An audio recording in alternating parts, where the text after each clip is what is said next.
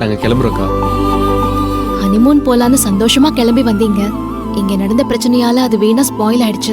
Sorry Saravana. அக்கா, நீ ஏக்கா சாரி கேக்குற? எனக்கு ஒரு பிரச்சனைன்னு வரும்போது நீ கூட இருக்க பாத்தியா, அதுதாங்க முக்கியம். கிளம்பலாமாங்க? கிளம்பலாம். சரி சரவணா, நீங்க 2 பேரும் கிளம்புங்க. மைசூர் போய் நல்லா என்ஜாய் பண்ணுங்க. பார்த்து ஜாக்கிரதை. ஓகேக்கா. அக்கா, நீங்க ஏற்காட்டுல இருந்து நேரா ஊருக்கு தானே கிளம்புறீங்க? ஆமா, ஏன் கேக்குற? இல்லக்கா, சும்மா தான் கேட்டேன்.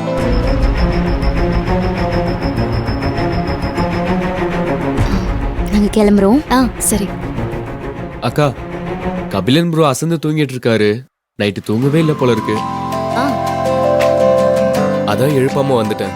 அவர் எழுந்ததும் நாங்க கிளம்பிட்டேன்னு சொல்லிருக்கா. நான் சொல்லிக்கிறேன்டா, நீ கிளம்பு. டைம் ஆச்சு, பார்த்து போயிட்டு வாங்க.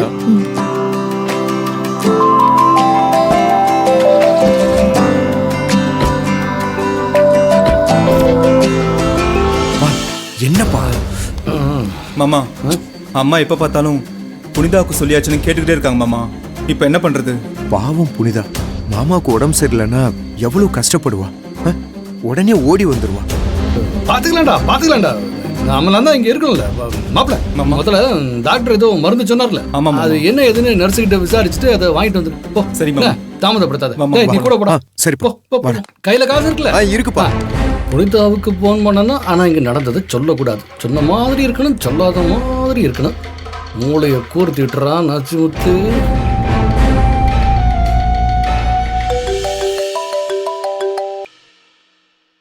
சொல்லுங்க மாமா. புனிதாமா, நல்லா இருக்கிறியா? நீ போன வேலையெல்லாம் நல்லபடியா நடக்குதா? நேத்தே ரெஜிஸ்ட்ரேஷன் முடிய வேண்டியது மாமா. தள்ளி போயிட்டே இருக்கு. ஆனா சீக்கிரமே முடிஞ்சிடும். புனிதா ஒரு வேலையில இறங்கிட்டா அது வெற்றி.